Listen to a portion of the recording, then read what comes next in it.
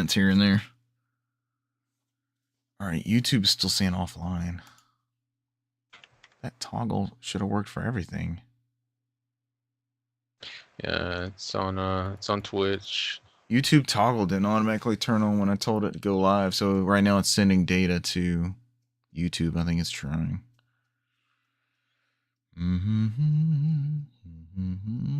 Yeah, we should be up on YouTube. That's weird. I don't think I've ever seen that before. It's always something new with OBS, right? You get what you pay for.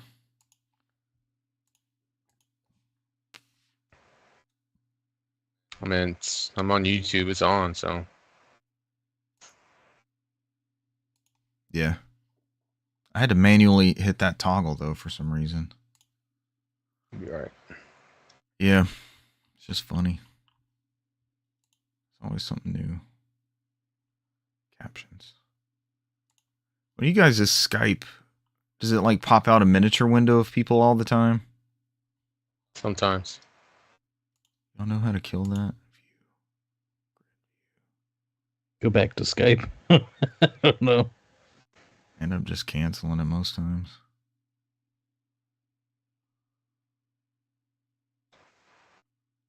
So Minecraft together mode. Didn't we do that one time and I just used one screen capture? Yes, I think we've done that a couple times. If I do that, will it break it? I think so. I think you have to like redo the Oh yeah. feed altogether. I don't know. Maybe it'll make it easier. Oh my gosh. We're in Halo. Yeah, I think it Mine and SSR's quality went down for some reason. Yeah, I think it's rendering the... Alright, that's a no-go. Let's go back to grid view. Yeah, that fixed us. Okay. I guess we'll just roll with that. We'll troubleshoot that later. I kind of like the idea of one window, though, instead of having 3 windows to chase around all the time. Do you? Kind of. Kind of.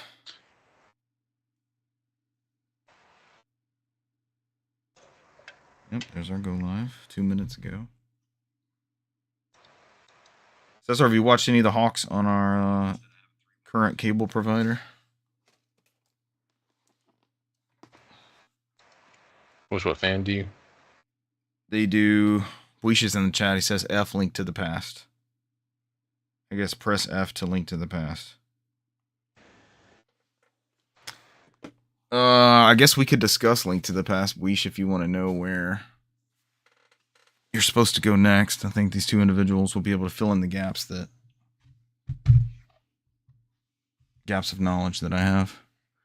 No, it's almost like the Braves games. There's no commercials. You just get like they're playing at the Palace, or they're playing in Detroit tonight, and I just got like Detroit's halftime feed. Like I saw the guy shoot the not the half court, but the foul shot. Like I saw him do the little backwards contest that you do in commercial breaks in the arena. I was like, wow, that's pretty nice.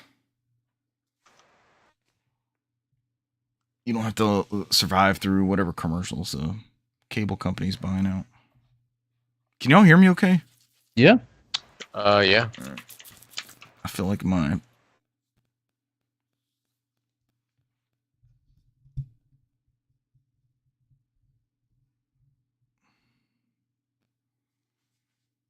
I feel like my, like me hearing myself is not great. I feel like it doesn't sound too hot, but you guys said it's good. It's good. You guys ready to rock? Yeah. I mean, I don't know why we're losing to the last season's worst team, but okay. Oh, we were down by like 25 earlier. It should nowhere be near that. As in, it was 49-25 at one point in this game.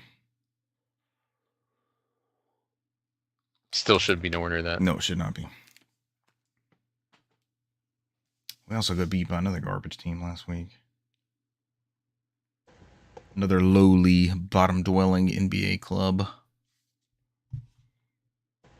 Brant's like, enough of the sports ball. Oh my god. All right, let's rock. Record.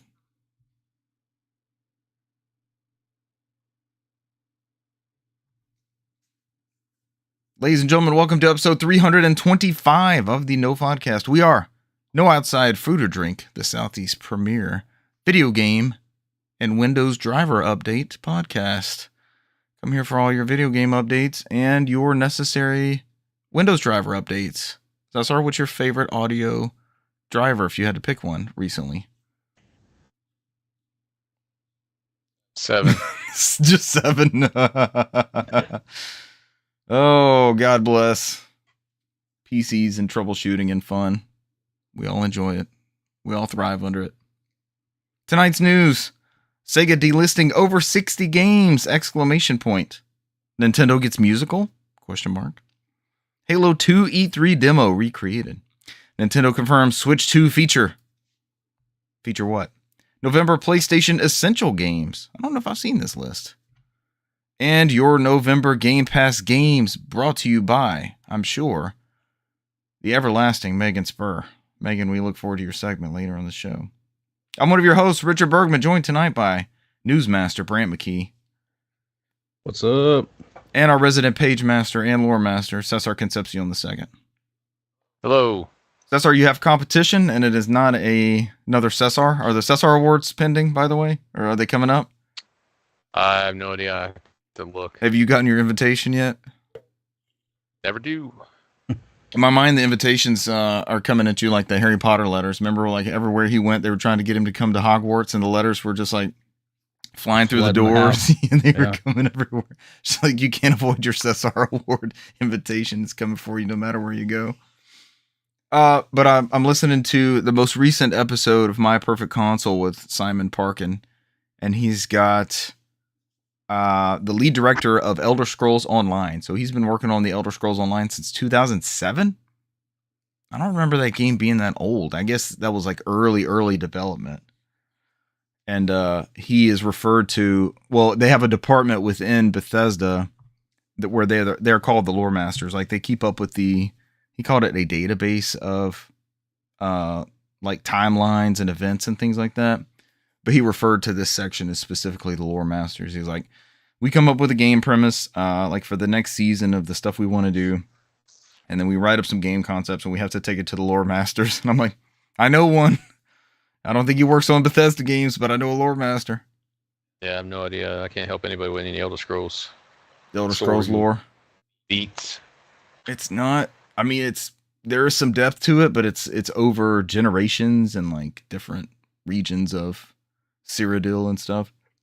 It's very interesting, but basically they're always at war with each other, so there's plenty of conflict. Is conflict the best lore? Is that where we get our best lore from? I mean, it's the most recreated thing ever in life. So. Yeah, over and over. Constant conflict. War never changes. Yeah, another big Bethesda joint, right? Yeah, this guy was saying, I should remember his name, but he's been working on Elder Scrolls longer than Todd Howard. So, like concurrently, because Todd Howard split off to do Fallout stuff back when Fallout 3 was coming out, and I think he kind of like he heads up the Fallout stuff when it comes back around to a new one coming out. We want to address Buish's F Link to the Past. We want to talk about Link to the Past. He's headed to get the second pendant, and I don't remember exactly where the second pendant is.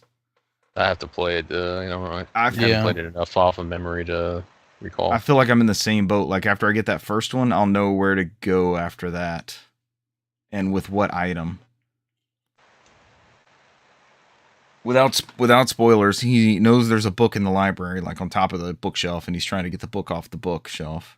It's always a library. It's always a book. It's always a flood. There's always a library and a flood. Oh, Cesar's out. As soon as you get to the library, Cesar's done. We may have some Halo news later in the show. Unique storytelling, my ass. It was just a repetitive game design, right? Make you... Yep. See, I told y'all when Russell played with my oldest child that he said you don't go through the library twice, and I was like, bullshit! Don't you go right back through that exact same spot? I went through hell Yes. twice. Yeah. It's crazy. You go all the way through, and then you have to leave. Yeah, you got to go back through the same shit. And I think more things are shooting at you because don't the Sentinels? Yeah. The Sentinels are out at the second point, so the second time. Yeah, you have. Time we died so many times, and that's when we lost interest so quickly because we're like, I'm so tired of dying here. We did. But imagine one of those lasso runs where it's on like super legendary and all the skulls are on and you can't do anything. Bro, nobody plays video games like that anymore where they sit there and memorize everything. Speed run that shit. Yeah. The library is just worth getting through. I like the firefights in Halo. Those are not the places I want to get in the firefights. Let's just get past this shit. Can you die in a corner of a fucking bookcase every time? Library. Oh, fuck the library. That's our Brant, what's your favorite level that takes place in a library? Surely there's an Uncharted level where you have to go to a library. Any of the Ezio collection. Yeah. I think there's a couple Assassin's Creed levels in the library. You end up in libraries. Mm-hmm. Does the Last Crusade Indiana Jones game, do you go into the Alexandretta library? Do you bang on the floor and where X marks the spot? Yeah. Not 10, but X. X marks the spot. There's never treasure at the end of the map, and X never, ever marks the spot. That was a good film. Have y'all seen the new Indiana Jones movie? Dial Destiny, not yet. I've yet to heard partake. It was underwhelming, but I have not watched it myself. I've yet to partake. I've not dipped in that quite yet. One day. Yeah. I'm sure it's fine. I mean, it wasn't blasted really as be bad worse? as that. Yeah, Kingdom of the Crystal Skull. Yeah. Kingdom of the Crystal Skull had its problems, and I've seen it in the movie theater, and that was the last time I've seen it. I don't think I've actually watched it again. I saw it in theaters too, and I think I bought the Blu-ray. I think that was one of the this looks so great on Blu-ray. I think I bought the collection. That's how I got the Blu-ray. Yeah, maybe. I don't know. I don't know if I have it on Blu-ray. Somehow we have partaken in the Kingdom of the Crystal Skull with Shia LaBeouf. Speaking of LaBeouf, let's get into this news. What was his name? Was it Mutt? Yes. Mutt something? Mutt. Yeah. And they never actually confirmed he was a child of the hero, or they actually did towards the end. That was supposed to be like a handoff, right? It was supposed to go to Shia LaBeouf in the future. Yeah, I mean, he just came out of that movie Eagle Eye, which was a really good movie. And after that, he just kind of... I've never been a fan of his. We watched Holes, the movie Holes, and he was quite good in that. I didn't think he was I don't think it was a horrible performance. I think I just think of that Transformers, it's just a doofus. Yeah. Just a straight doofus. Could be the greatest actor of our time, because if he's not a doofus in real life, he played one pretty well. Also that.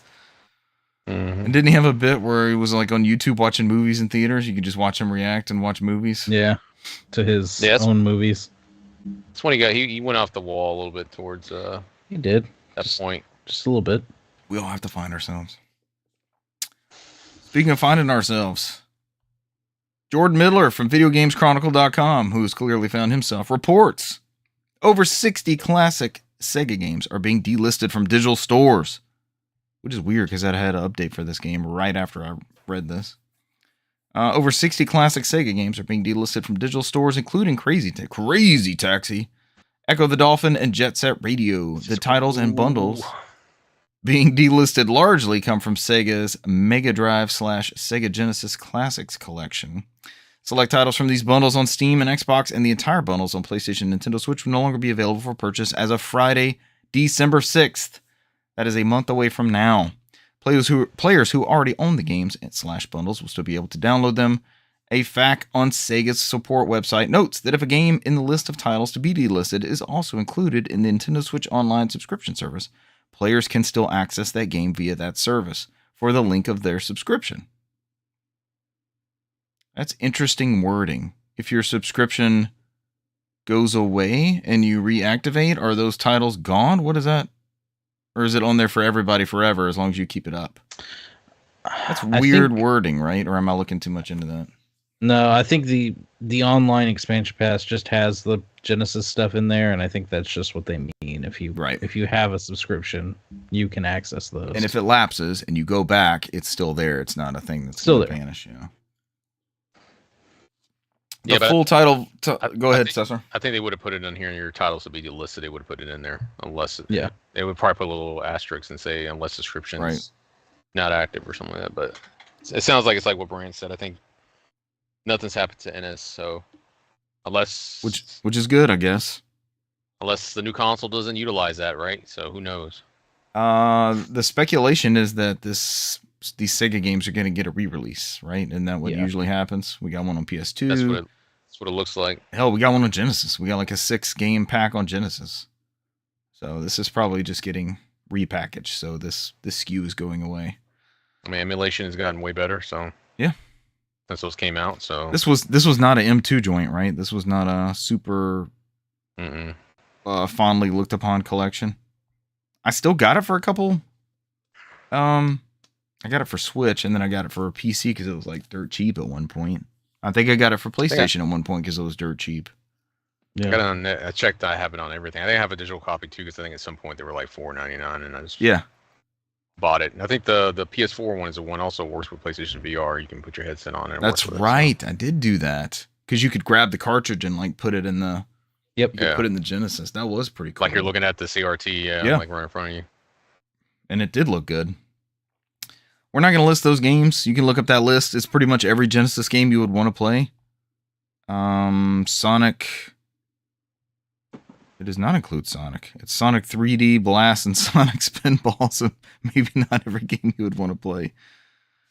But Toe Jam and Earl 1 and 2 are on there. Both of the Wonder Boy games. Richard's favorite, Ultra Beast.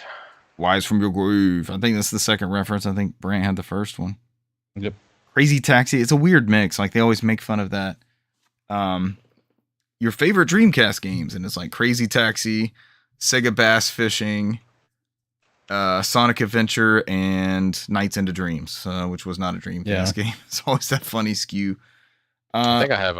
If I look on Steam, I have all of them, but the Crazy Taxi and Space Channel 5 Part 2.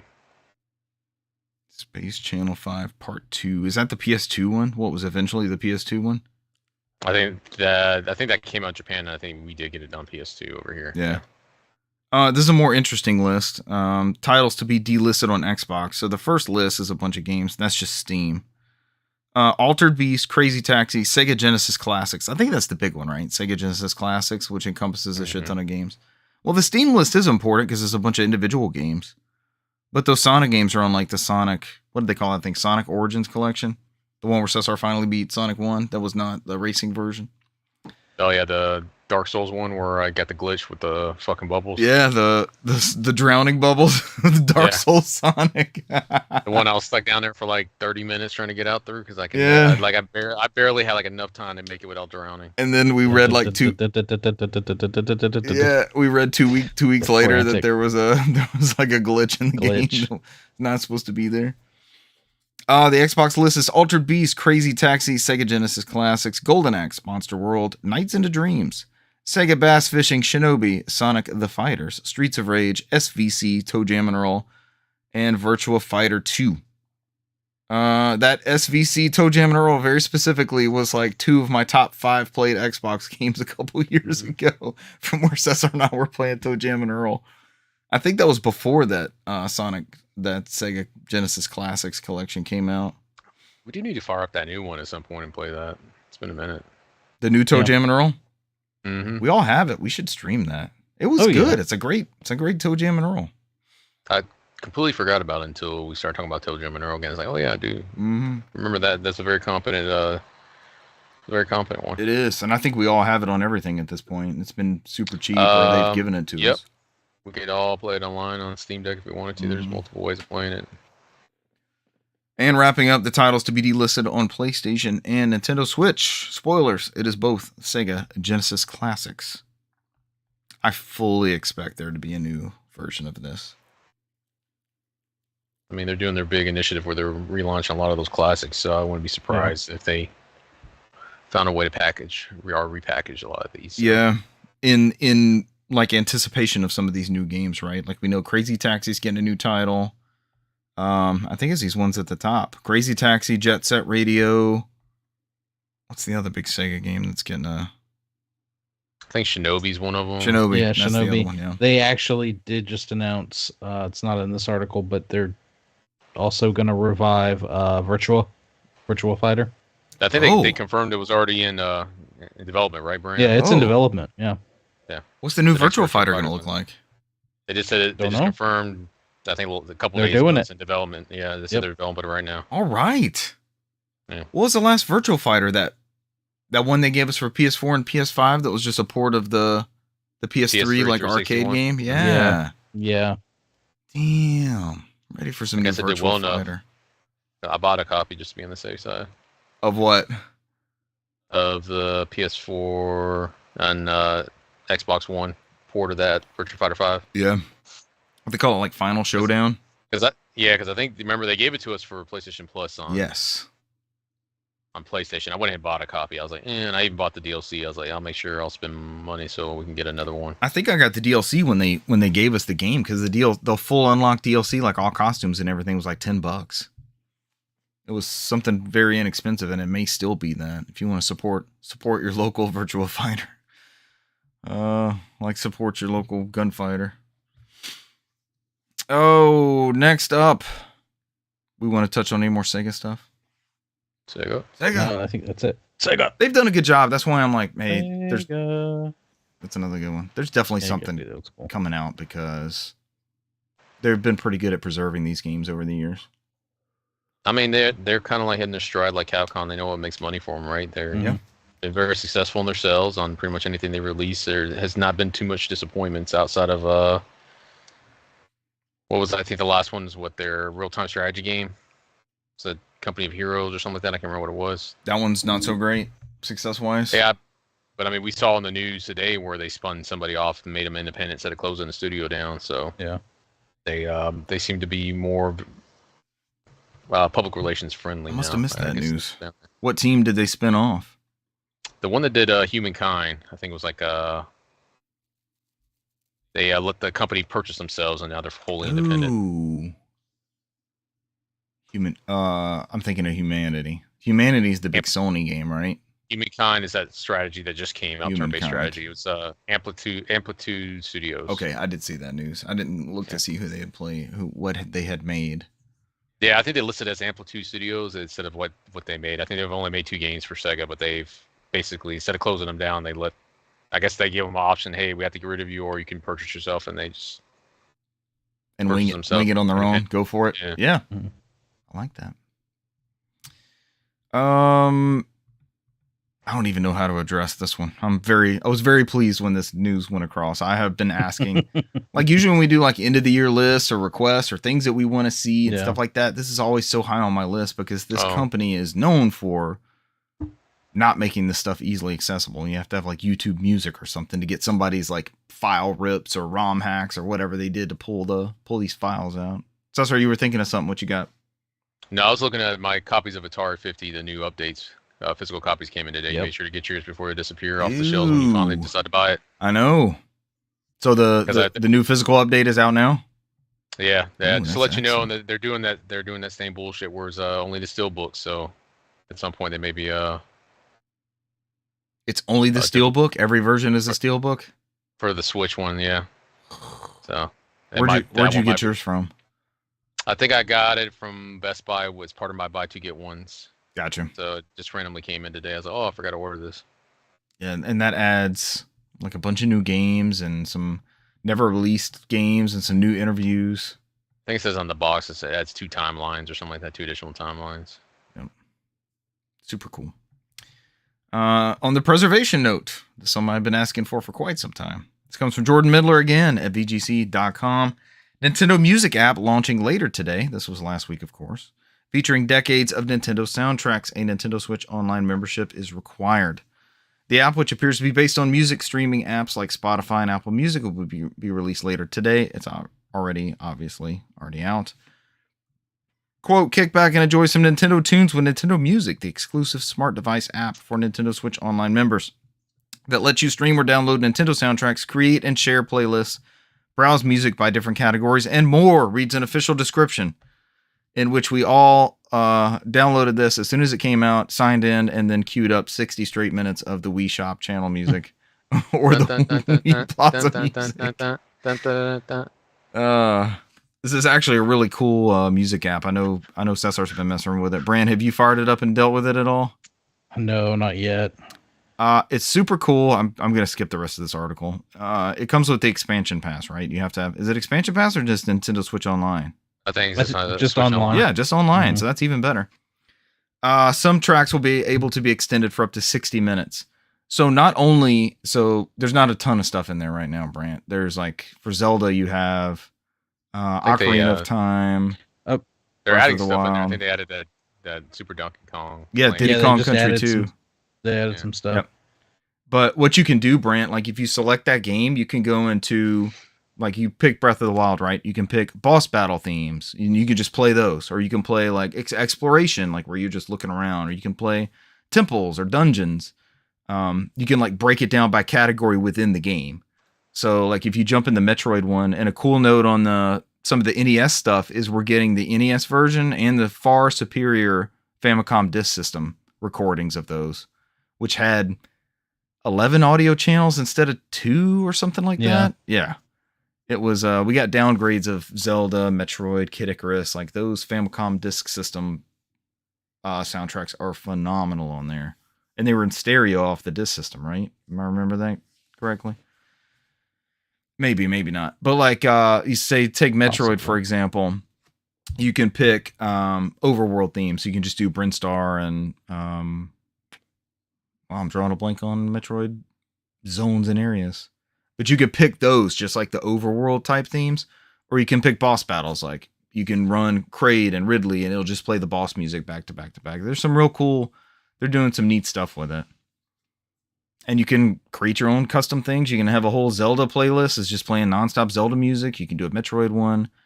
It's got Animal Crossing music from the new one, I think. Not the GameCube one or anything else. But they're going to start adding stuff. And they've already added Diddy Kong. Was it Diddy Kong's Quest? Donkey Kong Country 2? That was Dixie Kong's Quest. What was Donkey Kong Country 2 called? Maybe it was Diddy Kong's Quest. Diddy's Adventure? Diddy's Party? Diddy's Baby Oil? Oh, Brand. No. It's Diddy's Kong Quest. Diddy Kong's Quest. It is Diddy Kong's Quest. So what was Donkey Kong Country 3? It was Dixie Kong. It was Dixie Kong's Quest? Did they just call it so-and-so's Quest, whatever game they were in? I think it was Dixie Kong's Double Trouble. Yep, Dixie Kong's Double Trouble is the subtitle for Donkey Kong Country 3. Yes. I never would have picked that out of a multiple guess. We never got the Donkey Kong Country 4 where Dixie Kong gets kidnapped and then Baby Kong takes over and then somebody helps Baby Kong. So they just keep working their way down. You keep losing the MC into the next game. Baby Kong. I would have taken a Donkey Kong Country 4. I'm sure there's a mod out there. Speaking of mods, that was actually a good segue. That wasn't a shit segue. I refuse to call it Kitty Kong. I can call it Baby Kong. Kitty Kong? That's what it's called, is Kitty Kong, I think. It wasn't Baby Kong? No. You had Wrinkly Kong. Didn't we do the Kongs one episode? We went through all the Kongs. Lanky Kong. All the Kong lore. Kongiverse. Yeah, because remember you were trying to be funny and like, all right, let's name all our favorite Kongs, and then there was a certain one we didn't want to name, and so we're just naming them all until we got to there. So you remember correctly. Cranky Kong. Who was it, Cesar? Who's the one we didn't want to name? Can't recall. Funky Kong. I can neither confirm nor deny. Can't remember Kong. Was it not Diddy Kong? I plead the fifth. People must love Diddy Kong. That must be their favorite one because there's a lot of people that use their clan name in Warzone. We've been killed by a lot of Diddy Kongs recently. Mm-hmm. Mods. I had a great segue there for mods, and I left it on the table. From Tom Ivan at VideoGamesChronicle.com. Halo Infinite adds Halo 2 inspired playlist and third-person mode. People are raving about this third-person mode. I guess we have to try it before we have a take on it, right? Yeah. Halo's not third person to me. So no, Halo's not third person. It's kind of, it seems kind of sacrilegious to me. It's there for people that want to use it though. Halo Infinite's latest major update introduces classic Halo 2 maps to the game and a third person mode among other features. I was telling friend of the show Jeremy about this today. Operation Great Journey drops today, 4 days ahead of Halo 2's 20th anniversary on November 9th. I should have unrolled my banner in celebration of 20 years of Halo 2 tomorrow. It features the Delta Arena playlist, which includes recreations of 7 Halo 2 multiplayer maps paired with game modes like Slayer, Oddball, Capture the Flag, and King of the Hill. I should have said it like the announcer does. The playlist includes legacy gameplay settings, and the starting weapon is the MA5K Avenger, which is inspired by the Halo 2 SMG, which I'm not super fond of. That's all you hear in your controller shaking like hell. Quote, while utilizing custom game settings to recreate Halo 2's movement is relatively easy, capturing that classic feel was a bit harder to nail down, Halo Infinite designer Evan Coulson told Xbox Wire. Considering all the subtle differences between Halo Infinite and Halo 2, a one-to-one recreation was never quite in the cards, but what we did come to was that of an amalgamation between the two, with settings that move like Legacy Halo but plays with elements of the modern sandbox. As introduced at the World Championship last month, Operation Great Journey introduces a third-person mode to Halo Infinite. Microsoft has also revealed plans to release a fully playable version of the Halo 2 demo, shown at E3 2003, including gameplay that never made it into the final game. It will be added to the Steam Workshop on November 9th as a mod for Halo the Master Chief Collection. Does that mean we cannot play that on console? It's only going to be on Steam. It's only going to be on Steam. To my knowledge. It's not an issue for us, but still, I'm curious what those numbers are of Halo PC players versus console players these days. It may be not what I'm thinking it is. Famously, the E3 2003 Halo 2 demo that they showed was not running on Xbox hardware and was never going to be able to run. People that know way more about this than I, Digital Foundry, they have a great breakdown and playthrough of that level. Not currently. They're breaking down the demo of that unveiling and just showing some things, and they're pointing out like, hey, this couldn't run on the Xbox, and this is something that would be cut. Like that whole demo level was cut from the final content that was never actually in the game. Mostly because it was not going to be able to run. They were running on, I want to say they were iMac G4s at the time that those ran on. This is before we got annual iMac refreshes. I do, if you guys can, like maybe tonight or tomorrow, I do want to play some of this old Halo stuff just to mess around with. I think it'd be a fun stream just to check out some of this old stuff. I don't know who would play these old games, but I have some nostalgia for Halo 2 20 years on. So you want us to download the Infinite stuff or try and get on Steam and download the Steam stuff? I have less interest. I'm assuming that demo's single player. So one of us could stream that by ourselves, you know. But I would definitely like to do maybe update Master Chief Collection and Infinite so we can just mess around with some Halo. Check in on both of them again. It's kind of been a while. We'll check in on some Infinite stuff and see what we think about that Halo 2 playlist. And then if it sucks donkey shit, we can go into Master Chief Collection and play some old Halo. I know Halo 2 True is like old Reach. man Halo. Yeah. Play some old man Halo. It'd be a good time. If you guys are down. If not, we just go back to Warzone like we do. I guess I could put this in games played, but I didn't get very far in it, so I don't know what to actually say about it. But I tried the Helldivers, the Halo Infinite Helldivers mod. They call it Hell Jumpers. You have to bookmark custom games and custom map, and I've got those already bookmarked. So if we want to try that out, you guys can just join my game. But I had no clue what to do. I was just running around this map pushing buttons, and I have no clue. It never did anything. Nobody ever came after me. I never saw any enemies, so I'm not sure what that mode actually is supposed to do or look like. But I think it'll be fun to mess around with. I told a friend of the show, Russell, and he downloaded the map also and the game type and had the exact same experience. There were 2 games going using both the map. Because remember in Infinite, we have to we had to book Waffle House, the map. And then you also have to load in the game type where it wouldn't just be open and let, randos come flying in and stuff. Or if that's what we wanted, that's what we did. But we would make sure that we would all get in there. And he also could not tell what the hell was happening. He's like, I just ran around and mashed some buttons, but nothing happened. I was like, that's my experience. So we may have to watch a video or something and try to figure out exactly how that works. Make it sound like it's Among Us. Yeah, it kind of felt like that, but nothing happened. Imagine mashing the buttons and nothing happens. So I don't even know what was going on. All right, someone take this Switch 2 latest confirmed whatever it is. So, just out of the blue, probably had something to do with Nintendo's financial brouhaha that they have to do for the investors. And on the back of that, showing that the sales of hardware and software were down, they put out this almost kind of seemingly random tweet, but also not random, saying that the Switch 2 will be backwards compatible with Switch. In what ways, Brant? All ways? Cartridges? Software? Hardware? Controllers? Well, we don't know. Short answer, we don't know. We don't know for sure.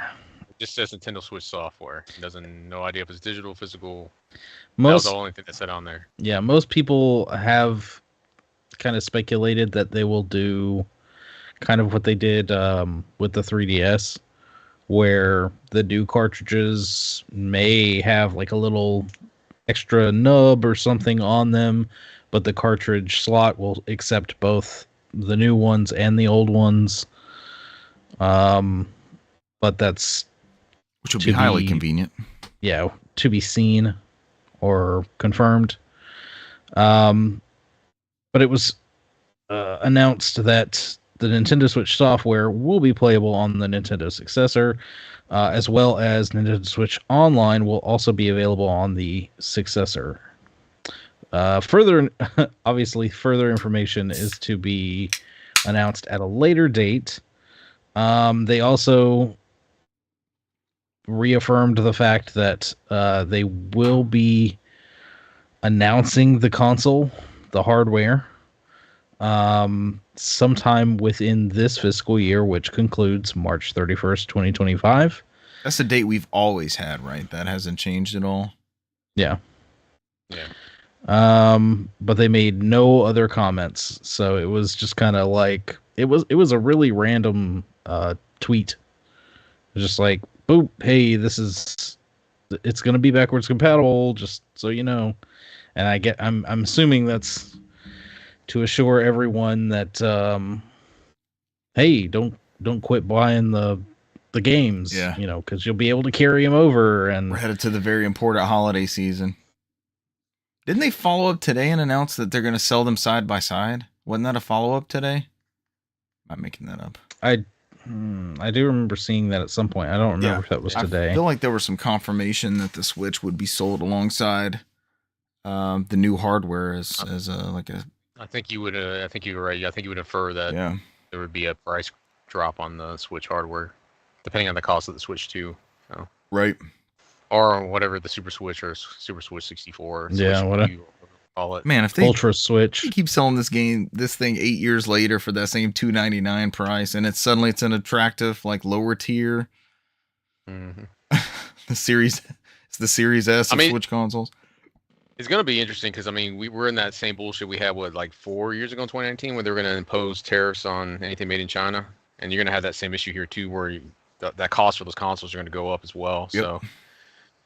What's funny is that have you seen those PS5 Pros? A lot of those ones coming in there, people noted they're made in Japan, not made in China. So, it says the first time the Sony consoles been made in Japan since I think early PS4 Pros before they swapped them over. So that shift has been happening for a while, right? Hasn't Apple has been trying to move their stuff from Foxconn in China to like Indian operations and such.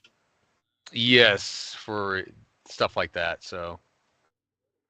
But it'll be interesting because the cost of that console is going to be even more expensive if that does come to fruition next year. So, do we need to keep an eye? Will we have any sort of announcement, or will there just be some crazy price increase on the PS5 Pro? That's what I said. PS5 Pro is so far it's being manufactured in Japan, so it would not be affected with the. So it should be fine to maintain. It's only affected to anything being developed in China right now. Do you know where the Xbox consoles come from? China. And the Switch consoles? China. Oh. There's ways that they could get around it, whether they divert the shipments and go through say Vietnam or something like that. So Microsoft would be easier because they actually have a huge manufacturing plant in Brazil. So that's why their console's so cheap in Brazil, because they have to manufacture. That's right, and then they don't have the crazy tariffs that Brazilians have for everything. That's why Microsoft lives. Because remember, Brazil's real bad at placing tariffs on anything made outside of Brazil. Yeah. And so that's why the PS5s over there are like ridiculous. They're like $1,500 or something like that. That's how they ended up with the Master System in like 2005 as the main console. They're remaking the freaking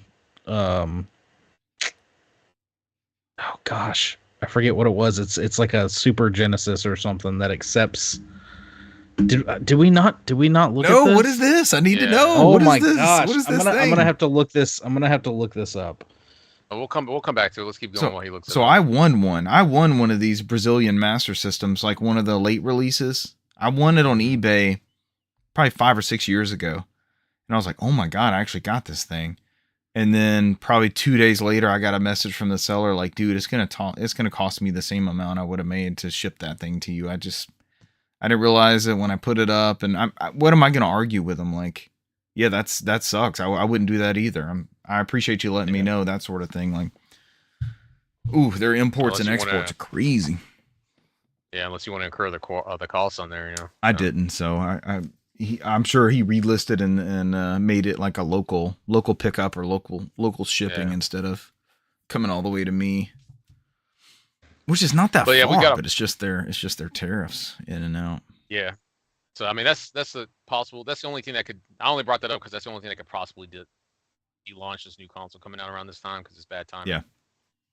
So, but it's still exciting because I mean it's going to be what? That's 8 years. Next year's 8 years. Yeah. 2017 was Switchmas.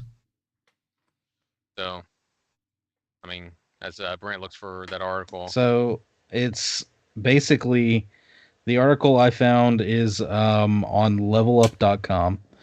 It says they never released Sega console will hit the market thanks to a Brazilian company, and it's basically the fact that a Brazilian company, GamesCare, has announced the GF1 Neptune, a console inspired by Sega's 90s project that never came to fruition. Oh, that has the 32X built into it. I remember the Neptune. Yes.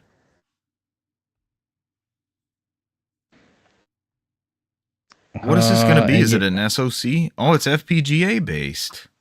Yeah. Let's see. As well as Sega Master System cartridges. I might be interested in this. It plays Master System 32X, I believe. And then, of course, Genesis. Because the 32X, just for some backstory, was like a pro add-on for the Genesis, right? So you didn't have to buy a new console; you just bought this add-on. But they had multiple add-ons by that point. You had the Sega CD, you had the power base converter, which gave you full Master System compatibility on the Genesis, and then the 32X was the last one, right before the Saturn. But they were marketing the 32X alongside the Saturn, so it's like, hey, you can get a 32-bit upgrade, or you can buy the next console. And they were similarly priced, if I remember right, until the 32X bombed. And they ended up clearancing those like they were famously $50 or $100 on clearance bins, that sort of thing. But there was never, you always had to put the 32X down into the Genesis, like the power base converter. Yep. So people were obsessed with the... It was extra, you had to do extra connections and everything. And right? power. So, yeah. Yep. Yeah. It went from like video out into the... Yeah. And you had the Sega Power Strip. Famously, Sega marketed a Power Strip with Sega in between all the electrical prongs because you needed 3 different. I've got the Tower of Power built in there. I've got the Sega CD and the 32X on top of it, but each one needed its own power adapter. So this is the time when they were naming all of their stuff. I think one of these was actually Mars, and then the Neptune was the rumored 32X like standalone. So it would just be. I think it was meant to replace the Genesis at a certain point because they were selling the Sega Genesis 3. Was that Tonka, I think, or Mattel? Somebody was marketing the Sega Genesis 3. Yeah. And then they were... The one they licensed it out to. Yep. And then they were going to make this standalone Neptune that was just a 32X, because it didn't matter, if you put a 32X cartridge in, if you put Toe Jam and Earl for Genesis in there, it would just play those games. So I've always been intrigued by this. Is this actually out, or are they just talking about it? And the fact that it's an FPGA is exciting too. Yeah. Gamescare.com. Yeah, that was just an announcement, but it's been a minute. Oh no, this thing's gonna cost $8 billion to get out of Brazil. The URL took me straight to gamescare.com.br. I was like, no, I'm never getting this. It'll be cheaper for you just to fly to Brazil and go vacation and buy one and leave with it. Pick one up and check it in my luggage. Put it in your carry-on. Yeah. Damn, what's this? Bad. Don't worry about it. I came with this. That's how they get you, man. That's how they get you. They put it through the scanner, please. Yeah. I'm taking it home. That what they want you to do? They want you to fly in and spend money and take back whatever you want? Do I take an empty suitcase and bring back a shit ton of these things? And, I don't know if you can make it out of carve out my own market. I'm EGM going to get launch PS2s from Japan in 2000. Or it was 2000, wasn't it? We got it in fall of 2000. It came out there in spring of 2000. All right, that was a great segue there, young Brent. Yep. On to our PlayStation Plus monthly games, or the PlayStation Essentials. List. Yeah, I don't know what I was talking about. I have seen this list. We have Hot Wheels Unleashed 2 Turbocharged. Has anybody played that one? I know Cesar was a big fan of the first one. We all played it. I have. Is the second one good? A worthy follow-up? It's more the same as the first one, just different tracks and stuff like that. Added some more challenges, and it's just I don't know if I would have released a second one in that vein. Yeah. It probably would have been better to just do an expansion, but Hot Wheels prints money. You got more kids games, so I can see why. I can't exactly remember the twist because it's been a couple years since I played it, but it had a really cool progression. There was a really cool way you moved the car around the track and unlocked shit. And I can't remember if it was you complete a certain number of races and you can move a certain amount of steps, but it had a real neat overworld and progression system to it. Then we had Ghostwire Tokyo, and last but not least, there was this random rumored Death Note game, and that is the game that's actually going into the PS Essentials here. Death Note Killer Within for PS4, PS5. This, from what it sounds like, it's up to 10 players. They're divided into 2 teams. One team's the detective, kind of trying to figure out who the killer is, and then the other person's the team of killers, or someone in there is a killer. Kind of sounds like Among Us to me. Within the Death Note universe. Within the Death Note. It's like Among Us mixed with Clue, and it's a bunch of different stuff like that. So. Is this a new game or a port of an older game? It's a new game. Brand new. Is Death Note still relevant? Yes. Okay. It's nothing new in the Death Note front because a lot of that artists and writers done different series now, but it's still super popular. But this is after Namco Bandai just went through and canceled a lot of their anime stuff, so I guess this one was already done, so they just went in and released it. So, do we talk about this? I know we talked about the mass canceling, but is this one of the ones we had referred to? No, it's like Brand said, it's been eluded for a while because it's been on the Korean rating boards. Yeah, that's right. For the last couple of months, and nobody knew what this was. I think it was one of those weird ones. It's on PS4, PS5, and PC. I think that's the only consoles it's on. So interesting. Yeah, people were looking up the games, and I think the most that people thought it was there was some kind of basically a visual novel game that I think was on the DS, and people thought that might be being re-released, but I don't think anybody was expecting this game. I would think Death Note was pretty solid visual novel. I don't think anybody knew how this would work, so that's why I think that's the reason why. But it makes sense. You do like that Among Us type stuff. Guess who did it? Who done it? Stuff is very popular right now. So. Right. But I mean, right now I've seen a lot of positive things for it, surprisingly. So I haven't played it myself to confirm, but. Hey, with your subscription, it's free. Why not try it out? Yeah. Sounds cool. Support Death Note, right? New Death Note stuff. Killer Within. Did they not give us Ghostwire Tokyo already? No. That must have been on Game Pass, and I know it was on Humble Bundle, so it's been on every other service I subscribe to. It's also on Epic Games, gave it to us for free again recently. So I think it's been on the PlayStation Essentials on the higher tiers, like the extra, not Essentials, but an extra. On extra, I got you. Yeah, I think it's been there. So, friend of the show, Jeremy, really enjoyed this. He played it on Game Pass and enjoyed this one.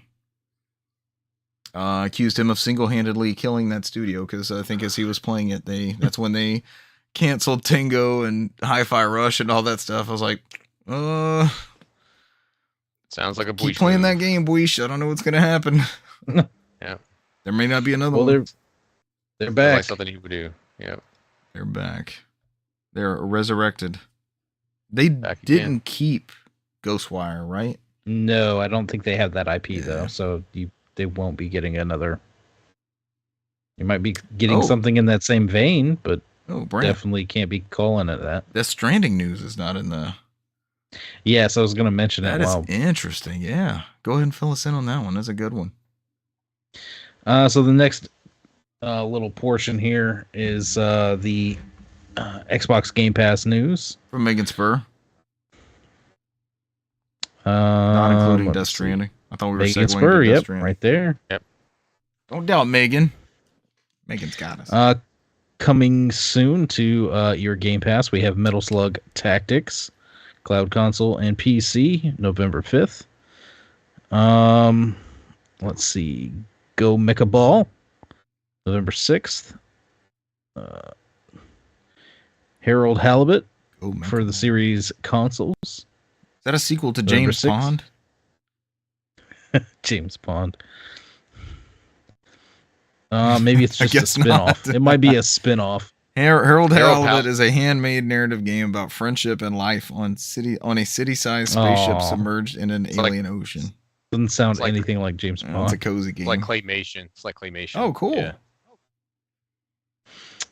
Then we have the Rewinder, also November 6th. Turnip Boy robs a bank,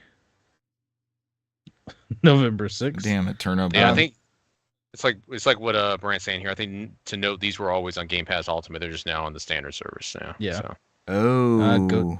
Goat Simulator Remastered. So Game Pass with gold, essentially. Yes, basically. Yes, it's the basic Game Pass one because I played Harold Halibut on Game Pass. It's been on there for almost 6 months now. So. Available day one, we have Flight Simulator 2024. Then let's see. I'm just gonna skip the in case you missed it and DLC. I mean, StarCraft Remastered is a pretty big one. So is StarCraft 2. You can play both of those on PC. Oh, okay. Yeah, those are didn't see those. Yeah.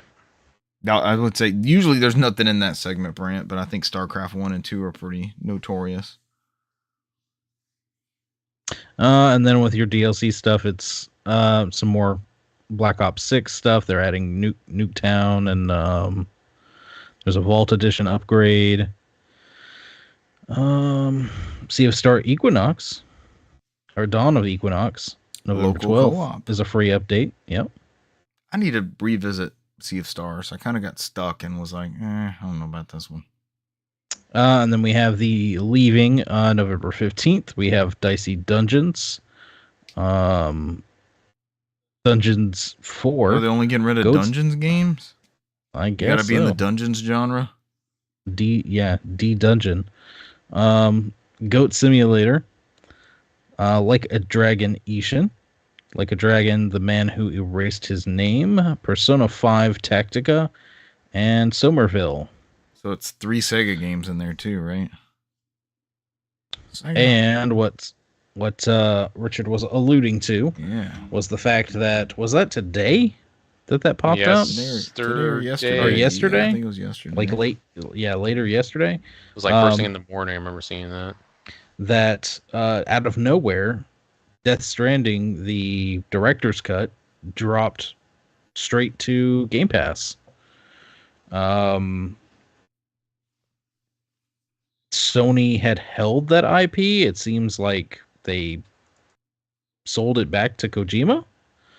So now it's free reign for him to put it, get it put wherever. And it's interesting because I saw people talking about, well, that runs on the Decima engine. The Sony made that Decima engine. Yeah, Gorilla's engine. Instead of giving us Killzone, they give us Decima and Horizon. So it's interesting that they got all that up and going on Xbox, and the possibility of could it possibly be going other places too. So the possibilities are endless. I know Kojima would like to see his stuff on everything, and now it is. Mm-hmm. I'm sure the next Switch will be the next thing. Yeah, so not only that, he went through and they said not only did he buy that property back, but he also bought OD back from Xbox. Yeah, so he owns OD as well. What is that? So that could be going to other places. That's the Xbox exclusive game he was making. Yeah. Oh. He bought that back from Microsoft. Yeah. Wow. What happened to Kojima Industries over there? Or Kojima Productions? I think they wanted him to let him cook, I guess. But yeah, he bought that, and he also bought the rights for Fizzant, that new game for Sony they announced. So he owns the rights to that as well. Damn. Yeah. All he owns everything he's making now. He owns. Dude played the long game. So he says, I think in part of his post he said on there was so he can release his games to as many people as he can, as many people. Which has always been his thing. Yeah. Because not only did we get, I think, Death Stranding that same day on Xbox, because it was on PC for the longest, but I think it also came to Luna and other streaming services as well. So, has anybody ever checked out Luna? Mm-mm. I'm always curious.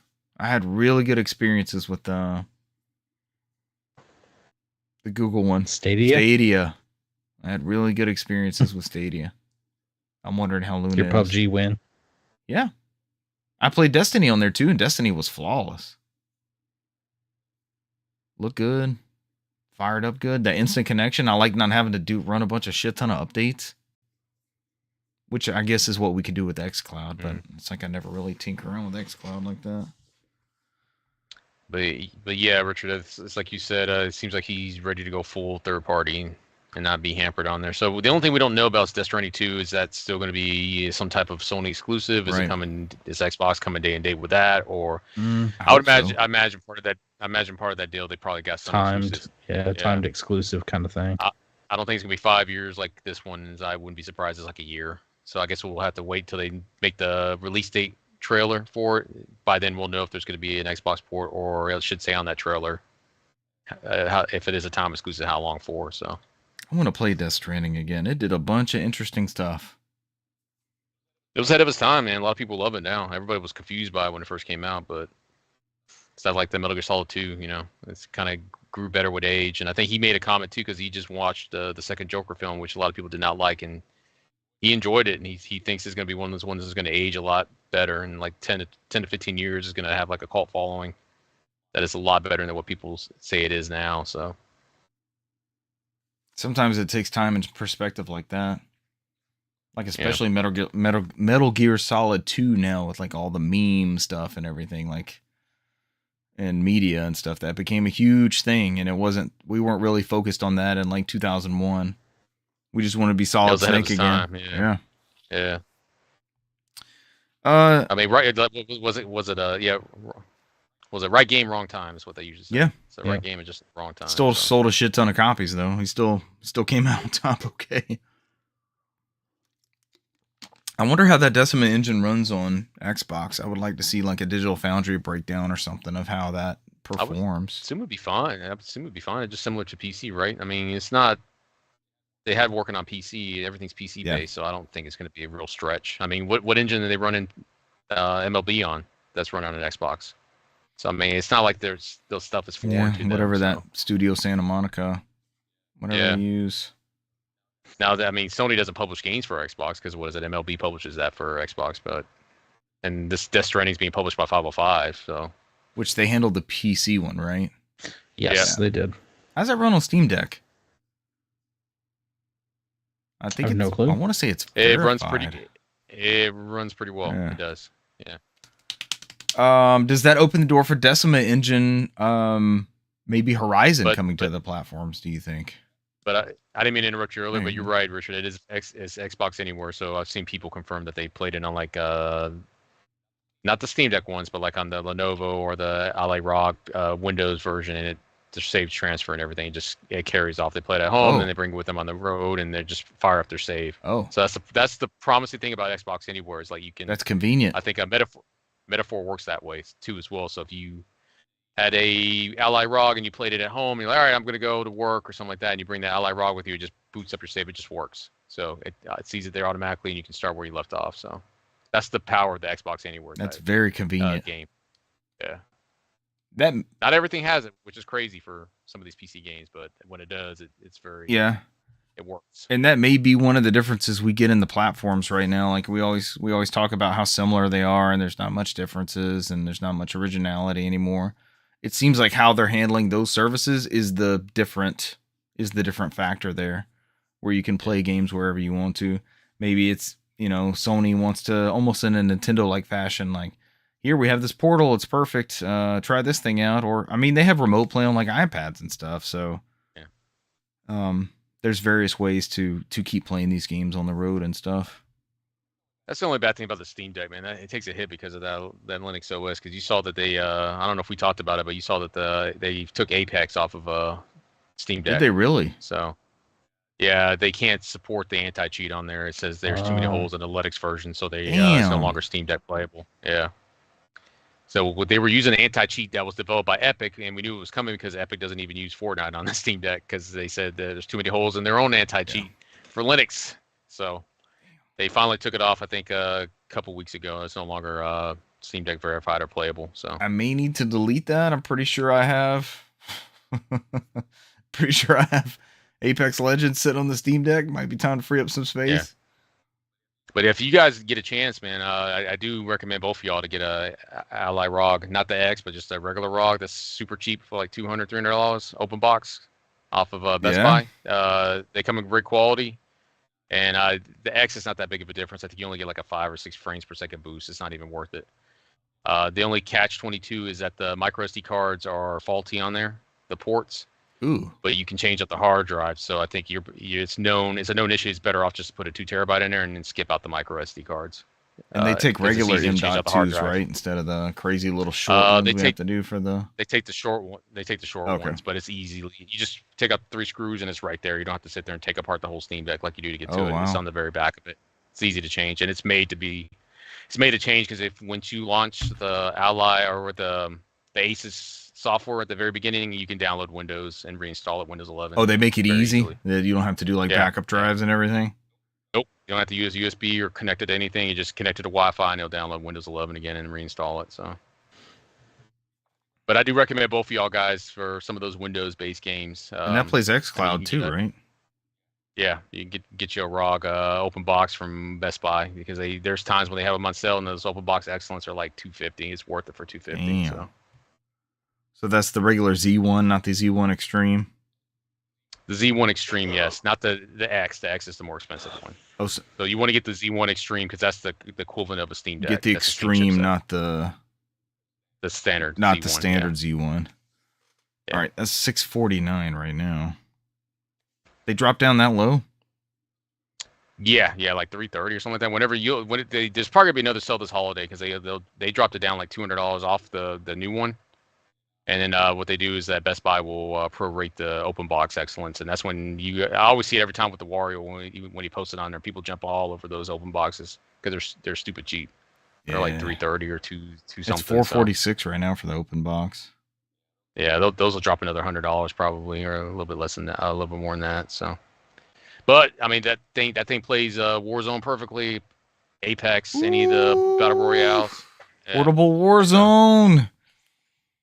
Get you a dock, get you a keyboard and mouse. You can use Office on there and do anything you can with Windows. That's a beautiful thing. I use mine a lot just for Windows-based stuff. Portable Warzone. So, basically, a more portable laptop for me. So it's not bad. Plug it into a docking station. Yeah. All right, you're gonna get into games played. Heavy news, but that was good news. We played Warzone last Saturday, right? That was our 5-hour stream, and you guys won 2 in like the first 30 minutes before. The first 2 matches we back to back. Before myself and a friend of the show Renee got on there. You guys want to talk about your 2? Brant got robbed of one because he crashed on that one we won. So. Oh, he wasn't in there for one of ours? Yeah. No, he joined in at the very end, and then we happened to win it. Yeah. Ooh. I'm ready for map rotation to come back. Those were all on Rebirth for the quads. But you guys got rotation for duos, right? You both won. You won both of them on Vondel. We did, yeah. I mean, I don't know what mentioned on there. I mean, we just played it smart. Went for the advanced layout, right, Brant, where it shows all the next gas locations and just kind of work our way towards it, and just shows the part with less violence, and then we chose violence when we needed to. So, instead of playing it crazy in the map and just hope you don't get gunned from top, bottom, and left, right? So I showed Bleach one of our wins, one of the ones I was there for, where we worked our way up from that little bunker or whatever is like next to the water. We're like working our way up towards the prison, and we knew that guy was like buying people back off in the corner. It's like, keep an eye back there. People are going to be coming from there. And we just kept working our way up there. Like, I ran to the prison and was kind of like underneath the staircase, and Brant shot the guy coming up the corner, trying to come up the ramp behind us. And I thought, it's always when I have a gas mask and we win, I always think something is wrong because the character rips off the gas mask for the victory. And I'm like, what happened? Did my thing break? Like, it wasn't even shattered or anything. And then I never rip it off unless you win. Yeah, that victory splash goes up there. Yeah, those are some good rounds. Still enjoying Warzone, man. Y'all got 4 wins in 5 hours. That was a really good stream too. We're getting better and better, man. We're all getting better and better. It's like we're back. Yeah, they rebalanced it. We kind of quit around the time Helldivers came out, and that became our game for a couple months. And it's been fun to ease back into Warzone, and feels balanced and doesn't feel super cheap anymore. I give you that, yeah, because I don't think there's many. There's times, but there's not many times where we bitch about, like, I don't know, I don't know about that, or that's bullshit, or outside of maybe just the game breaking stuff that Brant happens to find on the server side. But and then the game's going to be updated very soon. Are we getting a new map finally? I think we're supposed to be getting a new map, but we're getting the new omnidirectional slides and 3 set perk things. Are we gonna like how this plays? That omnidirectional slide may take me out of this game. I am not a fan of that. We're forced to do that version. We can't stay on the current mechanics. No, once it updates, it's gonna update, buddy. It's that thing where I don't think I would ever use it, but the problem is when you fight people that use it, you're gonna get a lot of like, all right, that's bullshit, or how did he move like that, or how did he kill me going around the corner like Max Payne? That's what, because I died a lot like that in the multiplayer for Black Ops 6, where people were like twisting and turning and flying around things, and I'm just, every bullet I hit goes around them, and then they just kill me dead on headshots every time as they're flying across the screen. I just don't get it. So I'm like, you remember that when we were playing so much PUBG, and then all of a sudden there's somebody coming at you around the corner like this, and you just get murdered, and it's like, what happened? What are they doing? They got their shit sideways. I mean, hopefully they'll balance it out before this new Warzone season comes out with this update. So workshop it in the multiplayer, like the Black Ops 6 multiplayer. Yeah. But to answer your question, we do get a new map. It's called Area 99. It can be like Area 51. Oh, Renee's here. Hello, Renee. I don't know. I think it says on here it's Area 99, Resurgence, Urkistan, and Rebirth Island. It's the only available maps we'll have. So they're taking away Vondel. That's what it sounds like, yeah. No. Losing Vondel.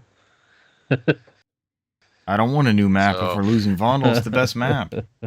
So we better get it in because we're losing Drake's Fortune and Vondel. So Drake's Fortune can go. Just leave me Vondel. That I'm not excited about at all. Oh, we'll figure it out. So what is that? I mean, we have gonna be soon. Yeah, maybe next week or so, less than a week or a couple of days. I was gonna say, I think it's within the week. Yeah, we better get it in and enjoy Vonda while we can. All right, let's. That was it. Thank you for joining us this week. We'll catch you next week. Bye. I want to touch on another games played, but I think I'll wait for another. I'll wait for a further opportunity. Long story short, before I won't get into it, but my kids dragged me into Minecraft. They've been playing Minecraft on their iPads. And I was like, you know what? Well, sure, I'll go into it. This is my other big games played. I was like, sure, I'll play with you. Let's go. I knew it was on Game Pass. They have it on their iPads, but I only played with one of them. And they're walking me through this. I'm like, what universe is this where you're telling me how to join your game and all this stuff? How is this working? No, Dad, go to friends. You got to add me here, and then you'll see my realm, and then you can join my realm. And so I've never played Minecraft before. The game's, like 15 years old? I've never played it before. I've heard them talk about things here and there, and I watch them fly around, and they show me houses they build and things like that, but we played survival mode. So you get this randomly generated land like Toe Jam and Earl. Like it's just a randomly generated, it's never the same thing. And I start getting the ground rules like when it gets dark, things are going to come after us. So we need to chop down some wood and we need to build a little structure so we can survive this first night. And I'm sleep in your bed, save. Always sleep in your bed. So we didn't have beds yet. That took a couple days to get beds. We get into the structure and I'm like, well, I want to see what's outside because it turns night and there's no music. It's just kind of ambient sound. And well, there is music. That's saying it incorrectly, but there's not like themes. It's not like the Mario Brothers theme or something that's playing. And I was like, the music kind of sucks. And the more we played it, I was like, music's okay. I actually like the themes. It's very laid back. It is chill music. So as this first night sets in, we're in the very beginning area of this area we started off in, and we've built these walls up. And there's like I hear like groaning, like there's things outside. And I find a way to like jump up, and all of a sudden I'm dead. Like it explodes. The wall caves in. This thing, and my child's like, no, they saw you. It was a creeper. It blew up. I'm like, I never even saw anything. I don't know what happened. So you heard the hissing. I died and had to start. In the spawn area, and there half of our house is blown up. But we ended up mining. We got enough materials, I guess, to craft an axe. So when I figured out how to mine, like that is my jam. Just give me an axe and let me like, I'm holding down the trigger button and I'm just like going and I'm looking for ore and your diamonds. Potatoes and bread. Yeah, there's like little meat down at the bottom, but my child knows how to play, right? And I don't. So I'm letting them do all the Minecraft things, like build, expand this, do whatever we need to do, go hunt, bring it down to Dad.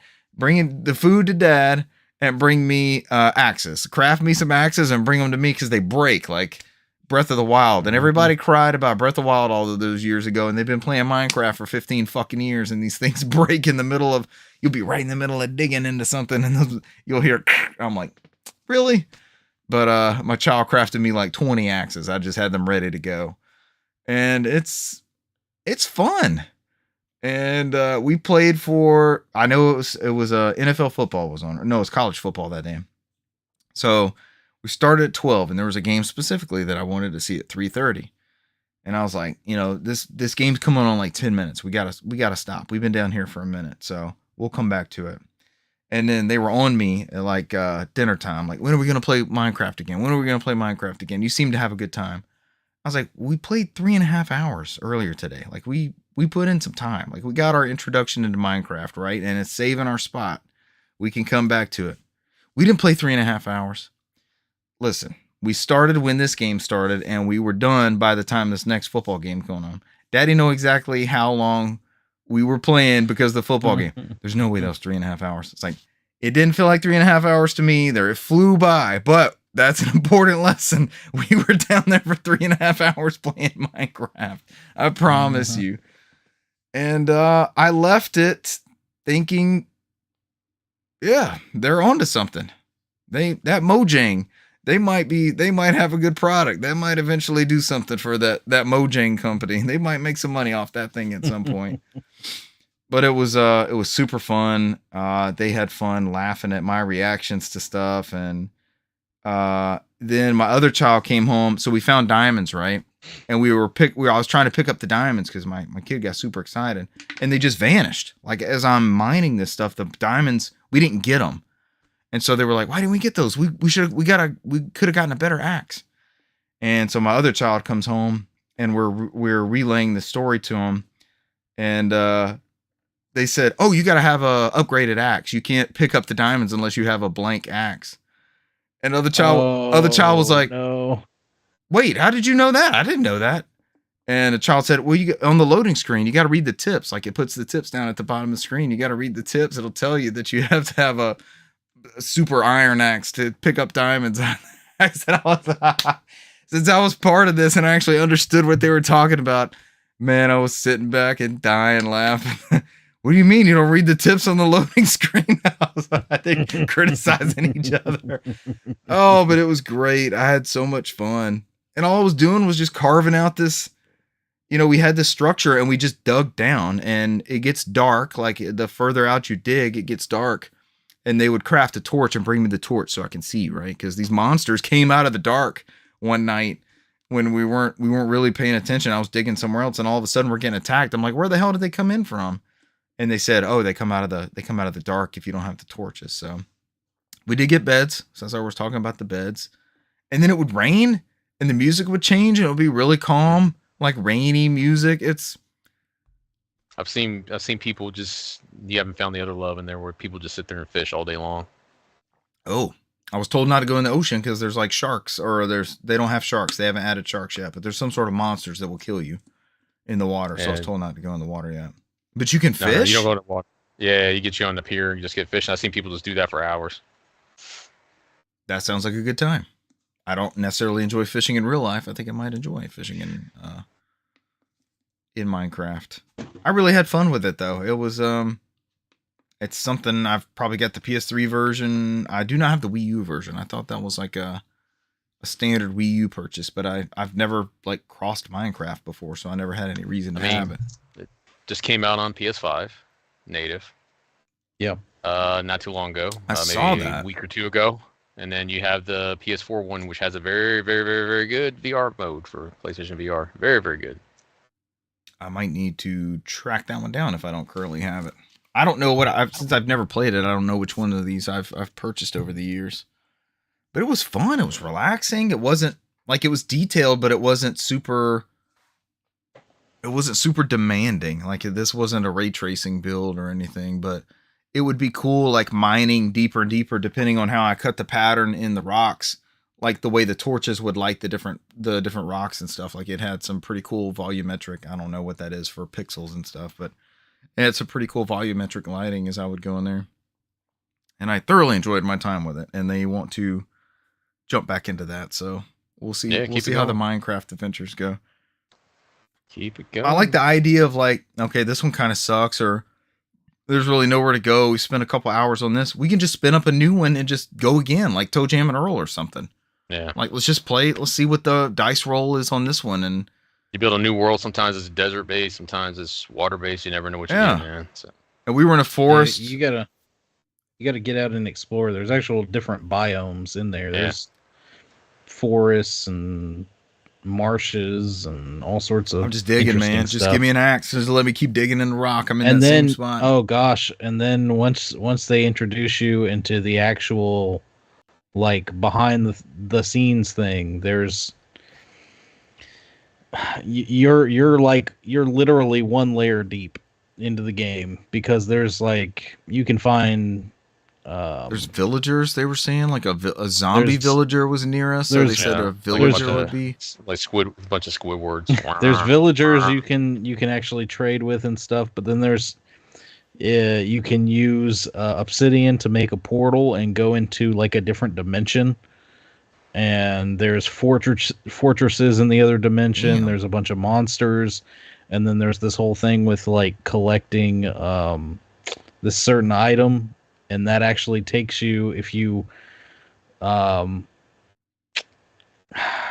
you have to like use this certain item and throw it up in the air and follow it because it'll go up and float in a certain direction, and that takes you to like a hidden place, and then you have to like go through and find a certain portal and fill it up with the item, and then take it into this area to where you can actually fight a boss, basically. Mm-hmm. So, and technically beat the game. Oh. Was it Ender Dragon? Yeah. One of my children claims to have done that. The other child has called bullshit on this claim because they did not see it. So, but I know exactly what you're referencing. I've heard that exact conversation. It is tough to do solo. So, I mean, I would not say it's impossible. It would also be hard to believe. So it's fun. But I think it would be something fun we could mess around with on a stream and just goof off with. It was really cool. I don't want to do anything but dig. It has been years. It has been years since I've played Minecraft. Thanks, baby Brent. Your favorite childhood game I'm finally playing at 38 years old of mine. As soon as Brent came out the womb, he was playing Minecraft. So I last played it on my VCR Xbox. Interesting. That is a throwback then. Yeah, you were like 13 at the time. It says 12 and a half. He was 12 and a half. Oh, yes, yeah. He was playing tapes on his VCR Xbox. You and your child are almost the same age, so. No, yes. So I did notice the PS3 one is split screen, so I think I might fire that up and let them try it out and see what they think of like this super old, because they've apparently it's old enough to have old builds, so they're like, ooh, I looked at the original Minecraft and it's just I don't know how anybody could play that. I'm like, I got the PS3 one. I think you could do split screen on most of them. Okay. I remember doing split screen back in the day on the VCR Xbox. I think it would be really cool in Wii U, like however they use that gamepad. I think that would be pretty neat. I think my kids would get a kick out of that second screen capability. Smart Glass. The return of Smart Glass. Give it back to us, you cowards. So we can play Fable Anniversary and have all the stuff underneath it. But that's it for me. I've rambled on about, I wasn't going to touch on it, and I was like, let's go for it. Let's talk about some Minecraft. Never played Minecraft before. Episode, was this 235, Brant? And 235. And however many episodes came out before this, or however Minecraft was out before we started recording, I've never touched it. 325. 325. Not 235. We've blown. Hey, you just took off like almost 2 years of episodes. Why would I do such a thing? Yeah, 325. Holy shit. How dare you? Time flies. We're about to get a new Switch console. I don't know what to say. I don't believe you. Will it have Minecraft? Oh, it'll fucking have Minecraft. But that's it for me. Those are my games played this past week. For me, I played a little bit of Helldivers with friend of the show, Russell, here and there when he does his random call stuff. I think Renee, right? Didn't you get Renee in that one? Yes, and as well. I think I sent you and Brant that video of me sliding into there, almost dying that one time. Yep. Because I was like, I don't know how I survived that. I thought it was just slid right into home base, and because there's so many times that we've done that before, Brant, where we get hit once and we get sliced in half and die immediately. Yes, I remember that. And you guys in that little video you sent, you were absolutely swarmed. I was the only one alive. Yeah, that was it. It was like it was just us constantly like pick up the samples and get in there, and it's like nope. And then whatever happened, I was like, I guess the rando we're playing with died, and the samples was elevated on a piece of like rock. So that's everybody else died trying to climb that rock, trying to get the sample. So I was like, I luckily just grabbed it and just try to slide in there, and that freaking goblin. Just exit. Yep. Just exit. Just get out of there. Like slid in there in the home, like you said, home base and finish it out. So, outside of that, I'm trying to think what else did I play this week. I've been slowly making my way through another Code R. because I've talked about it recently that I've beaten the first one. I've never beat the second. I played the second one, never beaten it, so I'm going through that right now. I'm still in that beginning part where, at the very beginning, where she's reunited with her father, who's gone back into the workforce. Because in that first game, which was called Trace Memory, he was framed for his wife's murder, and then you find out that his wife and her and his best friend were actually trying to use him to further along technology. But his wife actually fell in love with him, got married. But I think that whole byproduct was like his wife got murdered in that process, and they framed it on him.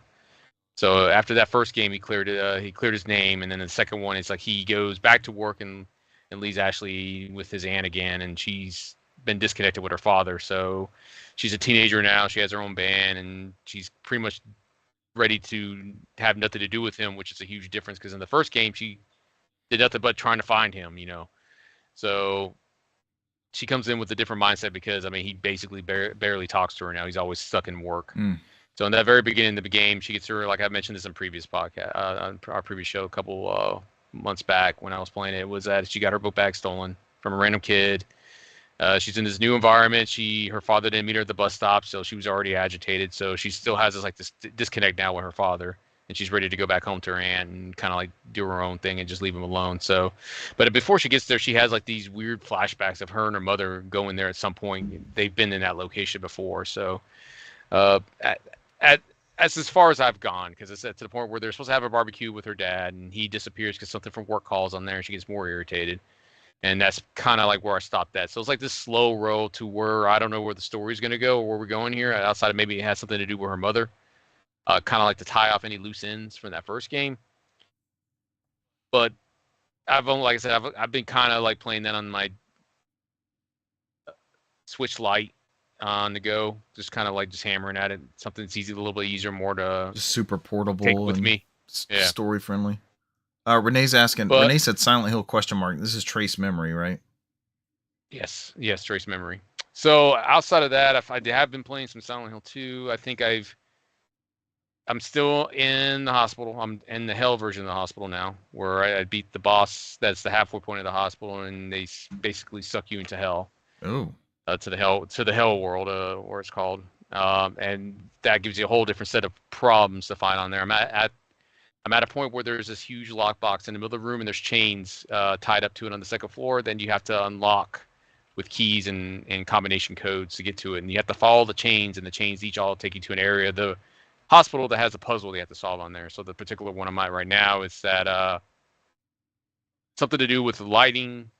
You have to take a certain amount of pills, and you have to press out a clock hand, which sets off a huge alarm and sends every nurse in that area coming for your ass. No. Because I've died so many times because I got piled on there, because I think that what they want you to do is to get the hell out of there and run through a crack in the wall. And my dumb self this is true to the Silent Hill game, and he's not a fighter. The MC's not a fighter. So if you get in there with 2 or 3 of them, you're going to get outnumbered. You're going to lose because he's just not built for that. So he's just a guy in a village. Messing with that. Correct. I'm messing with that. And the last thing I'll probably talk about tonight is I've been slowly chipping away at the Black Ops 6 single-player campaign. I've gotten to the point where I mentioned last week where Adler, the game from Cold War, he was introduced there, kind of retconning these other ones, shot the character you were trying to capture in the first level in Iraq, and he gets taken in by the CIA, and you've gone ahead and went out there and assembled a team because you find out that he knows more about Pantheon, and they're kind of running the scenes behind everything, and so you need to get him back. So you get a young lady and another gentleman. The gentleman's from West Germany, so you don't recruit him. You play the mission with the young lady. I forgot what her name is. I'll think about it in a minute and correct myself. So this mission, it's like I mentioned before, was a stealth mission. So we're like, it kind of gives you different mechanics. Like, all right, if you want to sneak in, or you can go in guns a-blazing, or I think I ended up going up there and murdering somebody from like a gang, and they're like what they call the guild. And it's like, if I were to complete it, she'll join my squad. And so she ended up joining up, and Brant would love this because it plays a lot of 90s grunge in there. Like there was a lot of Nine Inch Nails playing because that was the time, early 90s. So it does. Call of Duty does a good job of doing that aspect on there and pulling those those timelines and time periods in there and recreated pretty faithfully. So I've gotten to the point where I had to go and break out Adler. So he's being kept underground near a CIA stronghold, which just so happens to be a place in 1991 where Bill Clinton was announcing he was running for president. So he was there. Playing the saxophone on Arsenio Hall. So you have to kind of break in and sneak in, and you have to steal a retinal scan of the senator in there to break into the underground area. So as you go down there, you find out Pantheon's already trying to kill Adler, and you kind of bust out through, and then now they kind of pin this whole breakout on Chase and the main characters of this game now. So like they're officially on the run for the U.S. government, which was done by Pantheon. So now that's where I stopped. Adler is at the safe house. They're going into Iraq now. They have to break into one of Saddam Hussein's palaces to find this new weapon that's being given to him and being developed, that is being distributed to him by Pantheon. So this is very, very big in the early 91 Desert Storm type environment war. Desert Storm. Yeah, there was a Desert Storm. Yeah, Desert Storm. Gulf War. So that's where I'm at right now with that game. So it's been pretty entertaining. It is not as underwhelming as that's probably the best one I played is probably Modern Warfare 2 remake or reimagining, however you want to do it, because that's a different type of game. Because I think it's if you play it for single player, I say go for it. I still kind of dance around with the multiplayer a little bit. That's not my bag of tea because that omnidirectional thing is not fun. Yeah. I don't know if because I don't play enough time on it. Is it that much different? You got me nervous. We all have it on Game Pass. You should fire it up and try it. It's like how we already get tired of the people like running and diving and crouching and all that. Yeah. But it's you can do that, but front, back, side to side, and like he said, literally Max Payne it. Max Payne it. Jump to the side and fly through the air. Because I've seen videos. I have not experienced it, but I could just imagine it being a little annoying. Pain in the arse. It's yeah, it's something. Let's put it that way. It's something. So I don't know if it's something you got to get used to, or I don't know. I don't know what that would entail to. I don't know. I'm not a fan. I don't tend to play multiplayer the Black Ops 6 as much, but I've put up several hours into that game so far this year. So it probably more time I would because like I said, it is available on Game Pass as a subscription. You don't have to drop $70 to buy the game, so that's a big indicator. Just give it a go. You asked me like, hey, what you've played of it, would you spend $70 anyways if you were mostly a PlayStation console gamer? And I would probably tell you no. So not full price. Over any other Call of Duty experience? No, I mean we already do Warzone, and that's provided at a premium price that is acceptable by all of us here. So I'm okay with that because I get my fill of it. I mean, I think the campaign's fun. I mean, the campaign does have a lot going on in there where you can collect money and upgrade weapons and upgrade stats, and that makes the gameplay easier. And there's a like a puzzle you have to solve in your safe house, which it took an hour to do that. You have to go into this boiler room and use a black light to play keys on the piano, like Resident Evil style, and to open up a hidden door to go down to a hidden hallway, and to look for numbers on a number pad to get in there, and you have to synchronize a radio wave to get a different code to go open up the safe up top. And that was a lot of fun, but once that's done, that's the only time it does it in there. So I wouldn't mind playing a game like that, just those type of puzzle things all over. But yeah, that's it for me. So I'll kick it over here to Brandon to finish up. I know it's getting late, so Brandon, bring us home. I kind of had a work thing this past week and was out of town. So what portable gaming system did you take to this work thing? I really didn't. I didn't have a lot of time to play. I got some Warzone in with y'all in the days leading up to leaving for the trip. I was just looking for something to try and play. I'd never really played this game. I booted it up on my Vita, and I played a little bit of Dino Crisis. I've never played Dino Crisis either. Dino Crisis is a good time. I've beat 1 and 2. This is one of friend of the show Murmy's favorite titles. I never beat 3. Did Murmy ever beat 3? The 3's the only one. 3's the I light lost gun interest game, after. right? The shitty one for Xbox. No, 3's the one in space. That's kind of like that was on Xbox. Yeah, it was in space. It's a light gun game, isn't it? Essentially, is it a light? No, I don't think not so. not like House of the Dead, but Yeah, that's it's we say light gun game. Actiony. Yeah. Yeah. It's vastly different than 1 and 2. You're part of these special ops, and they're supposed to be going through and extracting the scientist who he's being held at this facility. They faked his death in order to keep him wherever and to where he can keep doing his research kind of under the radar.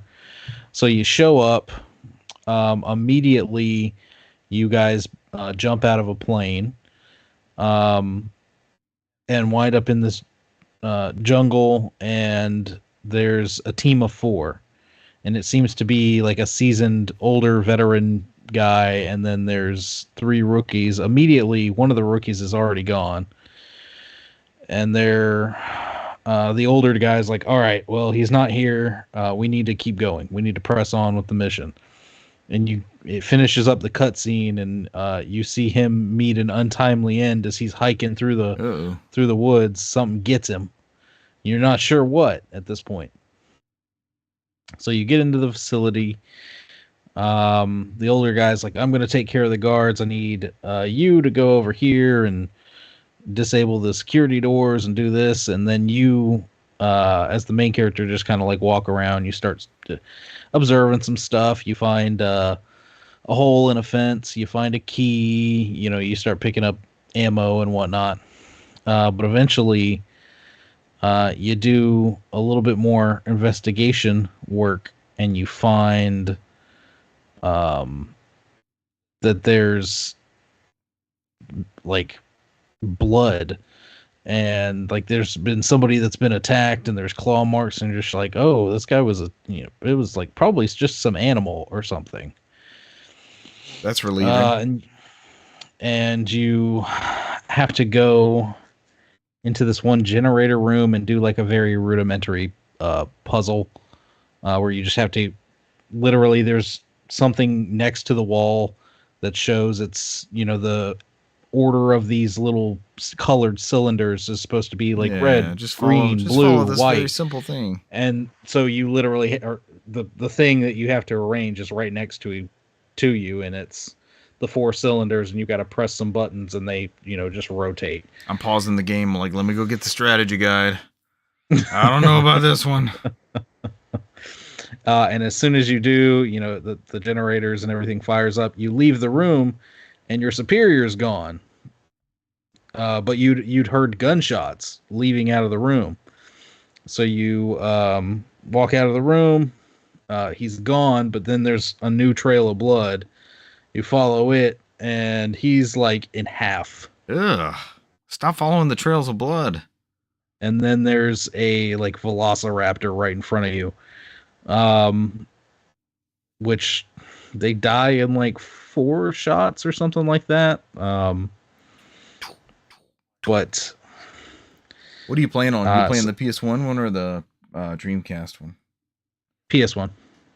It's on like I said, it's on PS Vita. That's right. You said it on there on the Vita. Is that on the PlayStation Store? Yes. Might be firing up the PS3 here in a minute. I wish it was one of those titles that carried over to the PS5, right? It doesn't? It's not on that list? No Capcom games do. The Capcom and the Bandai stuff. That's right. Resident Evil only available through premium. I think the Bandai stuff is give or take. Or was it the Namco stuff? No, Richard found the list. I think if you have a digital copy of Tekken 6, the portable one, it carried over. There's certain ones. I might be dipping in there on the PS3. What did I say I was going to try it with? Daxter? Yeah, Dexter. So I found a list of game. It was a Redditor had made this list of games that if you buy on the PS3 or PS, you can't buy it off PSP anymore. Can you buy it off Vita? Or if you own these games from the PS3? Yeah, you can buy them. You can access the Vita store. You can access get on the PS3 Vita store. Not PSP anymore. I think the only one that I think I'm remembering what brand here is. I think Ridge Racers, the second one, the sequel one, that never had an official English release in the U.S. That's the only one that you can't buy digital because I had to import mine from Asia. So I sent the guys this list that I found on Reddit. The next day, someone on DualShockers had also found the same thread on Reddit and wrote an article about it. I thought it was PlayStation Lifestyle. Oh, that's right. It was PlayStation Lifestyle. You're right. I was like, man, how do you afford your PlayStation Lifestyle? Who can afford your PlayStation Lifestyle? I'm sure that person's just heavily deep in Richard's text messages, and that's how. Yes. She's like, oh, you know what? Let me just fuck this guy over. I was like, man, I found it. I mean, that's where this news comes from. Like, man, I found this cool Reddit article, and somebody's doing. I think I even said to y'all, somebody's doing the Lord's work, and that was in the article. Doing the Lord's work, and then they literally said that in the article. You moonlit. You go. It's not me. It's not me. No, me and Brent thinking over here like, damn, Richard just lying, taking somebody else's. Exactly. We know how Richard affords his PlayStation Lifestyle. They're a good outlet. I like their stuff because it runs a gambit. It's not just PlayStation stuff. Yeah, because I think it was what's her name? Arminia Khan, I believe, is the one who wrote the article, or basically just say, hey, go here. I read it for this list that somebody crafted. I think it's pretty much what the article said. Giving them the credit. Someone did the Lord's work. I need to check that. So yeah, after you encounter your first dinosaur, you're trying to go find your other cohort real quick, and tell him what happened. And when you do, he thinks you're joking. That the superior got killed by a dinosaur. Ha, you're so funny. What a joke. But this is such a 90s. Yeah, this is such a 90s game between the cutscenes and the voice acting. But it's scratching that nostalgia itch for me. It's in between that Capcom era of like, it's kind of pseudo horror, but it's also very action. Capcom, they just made some good games.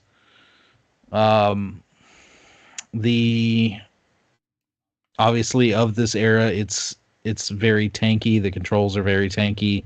I was able to map the directional buttons to the left stick, which made it pseudo manageable. On the Vita.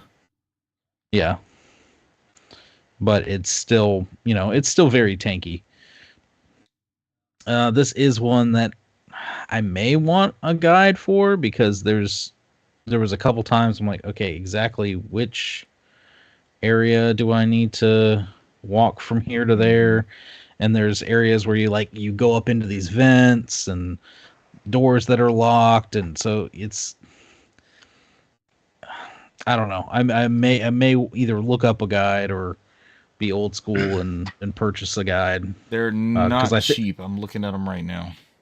I was about to say, I think the company that I love, and I've gotten a couple of their strategy guides, I believe they had a Dino Crisis guide. Yes, the perfect guide is for all of them actually are 40-ish. But the perfect guide is 40-ish. I mean, it's not terrible. For an old strat guide, no. Yeah. Dino Crisis. I did not expect that to come up this week. I know, right? About the show. Other than that, did play a little bit of Pokemon Scarlet/Violet with a friend of the show, Mermy. Oh, y'all trading back and forth?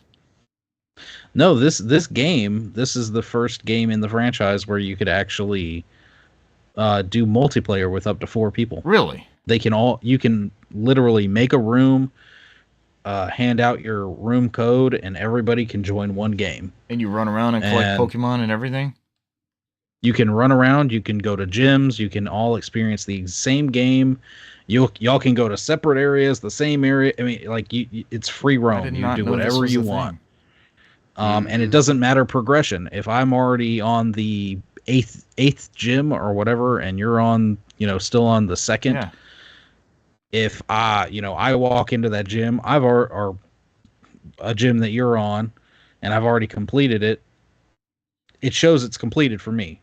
you still go through it like normal. So it doesn't affect the progression at all. All right, Cesar, this is the one for us. Cesar, let's play. I already beat that game, man. I already beat that game. Let's play. You, if you join my room, everything's been completed. well, no, not for him. Not for him. He'll still get to experience it. You're still running around. He's still going to see my name on every wall saying, "Oh, I already completed this." That's what I'm getting at. Everything's going to be completed. I already did the DLC and everything. Yeah. The gosh. Yeah, y'all too little too late. I was waiting for Bleach to join me, and that Joker fell off. That's right. It was Bleach. Bleach shafted you on this one. He pulled a Richard on me on that one. I did all the hard work. I beat the game. I'm the fucking Pokemon Master Champion. Where it is, I got everything. That's fair. I'll take it. The other thing is if you invite somebody over to your, I don't know if you both have to do it once or if you invite them over from their game and then you're good. If you just have somebody in your game who has the opposite, Scarlet and or Violet, because I'm playing on Scarlet. Mermy is playing on Violet. So once they join, they can encounter all the version exclusive Pokemon that are in my game. And then once they go back to their game, those Pokemon will just appear like normal. Oh. That's like that. You can unlock the version exclusive just by visiting somebody else's game. I remember when this game released and the amount of say interesting glitches and frame rate issues that there were. There's not so many glitches, but the frame rate is still absolutely atrocious. It's noticeable. It is. Oh, it is terrible. Would you say Cesar needs a patch? Switch 2 patch. Oh yeah. It needs a patch Switch bad because there's Pokemon in the overworld, and I mean if you're standing, I'd say more than 10 to 12 feet or so away from that Pokemon, sometimes they get, especially if it's like a flying Pokemon or something, they get kind of choppy. The very first place I went had a big windmill, and rather than the windmill like spinning nice and smoothly and in the background, it was like ticking like a clock. It would just be like so noticeable. Oh, it was. And then there's a cutscene where you fight the gym leader right next to the windmill, and the windmill's going like normal. I'm like, I mean, it's Game Freak, right? I mean, somebody had mentioned on there. It's Game Freak that they do not. They don't put the polish in their games like they used to. The way they work is they don't go through and clean it up. They don't beta test. It's not their thing. It's like as soon as I think somebody had mentioned on the way they work. As soon as they're done with that Pokemon game, instead of moving on and making it clean or doing patches, they're already on the next iteration. They leave it behind. So, and even when that whole thing where Nintendo came back and said, "Oh yeah, blah blah blah," quality, we're gonna blah blah blah.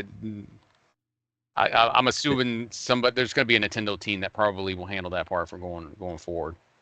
Yeah, it was too late for that game. So it was funny when they showed off, like when they announced that Xenoblade Chronicles X was coming to Switch. They were showing off this Pokemon generation that Brant's playing, and they were putting screenshots of that next to Xenoblade Chronicles X on Wii U. That game is unreal. It's crazy looking. Great looking. That game is horribly optimized. It's the same thing with Arceus, when you play that one, I mean, it's not as there's some. It does get choppy. It gets janky, but it's actually way better than Scarlet and Violet. Because you could see a Pokemon off in the distance, and again, if it's like a flying type or something, and you can see it flying around a tree or something, you can see it doing that same like kind of weird ticking with its wings, but.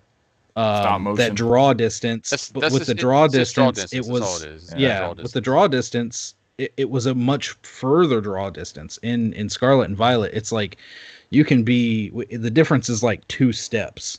almost, where the Pokemon's like weird and kind of blurry and I don't low frame rate. I don't think it plays any better docked either, because sometimes that'll fix it for certain games. So like they'll utilize a little bit more boost on there when it does play docked, but it's not it doesn't help. So no advantage. Because I mostly played docked. I messed with it a little bit in handheld, but majority of what I played was docked, and it was still booty hole. Yeah, frame rate was no good. But I mean, that, like Cesar's saying, that you have these teams out there that when they take the time and put the polish on them, like, I mean, Tears of the Kingdom, there were a couple draw distance things in there where things might look a little like blurry or in the background. I didn't remember any noticeable like weird frame rate things in the background. They got a year to optimize that one, right? Yeah, that was the whole thing. Yeah, they took extra time to make sure that game was polished. But yeah, it's like Brand said, Game Freak is not owned by Nintendo, right? They just Nintendo owns part of that Pokemon trademark, but Game Freak it's not owned by Nintendo, so that's not how they do things. And they've got like two different teams, and they're so ingrained with Pokemon, like he said, they grind and grind and grind forever to get these things done, and once they're done, they want to wipe their hands of it and move on to the next project. So, but other than that,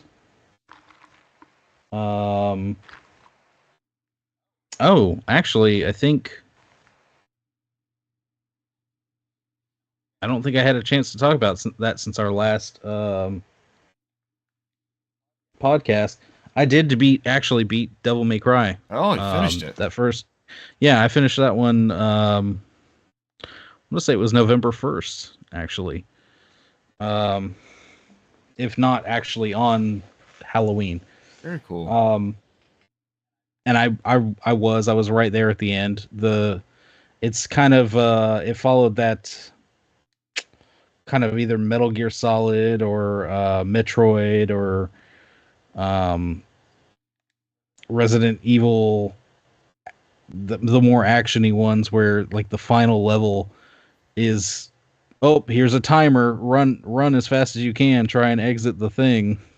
So yeah, that kind of trope. I mean, there was even we hopped in like a plane and we're having to like fly out at the very end. I was like, if I could count how many times on one hand, I'd run out of fingers real quick how many times this trope has been used. The epic Warthog run. But it wasn't bad. Obviously, I didn't start 2 or skip 2 and go straight to 3, but I might revisit those at some point because, I mean, they're all here. So, but other than that, starring Dante from Devil May Cry, Dante's mom. Yeah, featuring Dante's mom. I think that's it. Yeah. Beat Dante. Beat Dante. Beat Devil May Cry. A little bit of Pokemon, a little bit of Dino Crisis. Which Pokemon was that again? So, Scarlet. Of the Scarlet and Violet generation, right? See. All right, was that it? That's it. That's all for us, ladies and gentlemen. Thank you for joining us this week, and we will catch you next week. Bye. See you. Adios.